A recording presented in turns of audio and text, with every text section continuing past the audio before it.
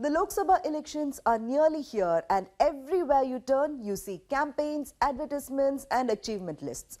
The BJP was one among the first parties to hit the TV and the internet, reminding the Indian public of its achievements. But that's not all. The party also has another weapon in its arsenal to influence the minds of Indian voters: movies. And these can potentially breach the model code of conduct too. Propaganda films as such are not new in Indian or world politics. Triumph der Villains was a German Nazi propaganda film made in 1935.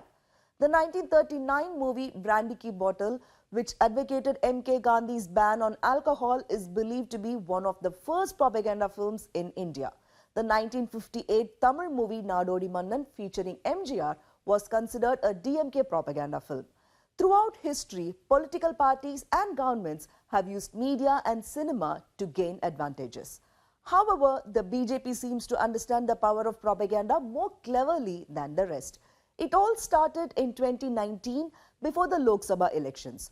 While the film Uri was made on the surgical strikes of 2016, we got a film as well as a web series on Narendra Modi.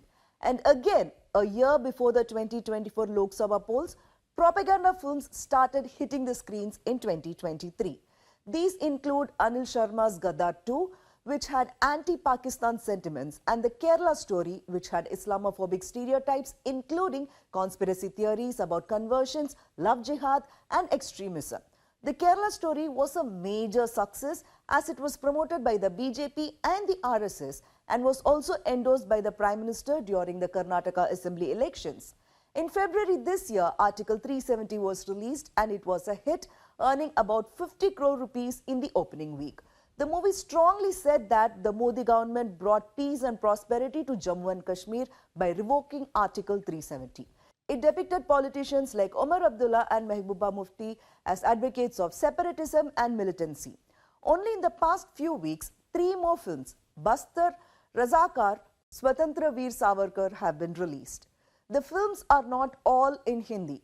Razakar, for instance, is in Telugu. The movie depicts a troubling time in Hyderabad's history after independence during the reign of the 7th Nizam, Mir Osman Ali Khan. The movie shows the crimes that happened during his rule until the state joined the Indian Union in 1948. It focuses on forced conversions and the fear imposed on Hindus by the Razakar militant group, but it ignores the communist leaders who led a movement against the Nizam. Interestingly, this movie is produced by Telangana BJP's Gudur Narayana Reddy, who is a candidate in the upcoming elections from the Bhuvanagiri Lok Sabha constituency. Political films are a way of exerting soft power, and most have the support of the central government. The Kashmir Files was declared tax-free in BJP-ruled states like Uttar Pradesh, Gujarat, Madhya Pradesh, Bihar, Uttarakhand and Goa. Through these movies, BJP's ideology is being promoted as representing the nation, not just Modi. Films such as Toilet Ek Prem Katha and Mission Mangal showcase the government's achievements, while others like Thanaji and Manikarnika focus on history.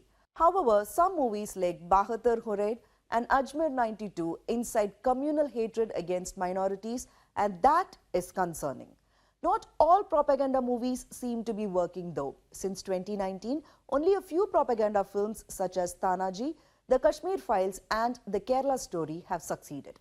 Others, including Kangana Ranaut's Tejas and Akshay Kumar's Mission Raniganj, have failed to impress at the box office. Movies such as The Vaccine War, Hindutva, Ajmer 92 and Bahadur Hored also flopped at the box office. Recent movies like Bastar, Razakar and Swatantra Veer Savarkar also failed to impress. Yet, more propaganda movies such as Accident or Conspiracy, Godra, The Sabarmati Report and Emergency are set to release in the coming weeks.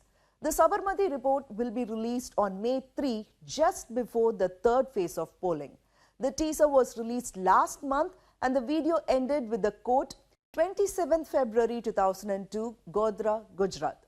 A homage to the 59 innocent lives burned to death. It's tough to expect accuracy in propaganda movies. Despite underlying agenda or bias, the aesthetic qualities of such films can play a significant role in attracting attention. The exaggerated representation of a person or incident by a filmmaker without the responsibility of maintaining historical accuracy influences people to believe in a certain narrative. You may think, who would watch these movies knowing it is propaganda? You may not be wrong, but the success of films like Article 370 and the Kerala story gives the push for making such films. When there is an abundance of something, consumption will also be pushed towards it. That is where fear arises.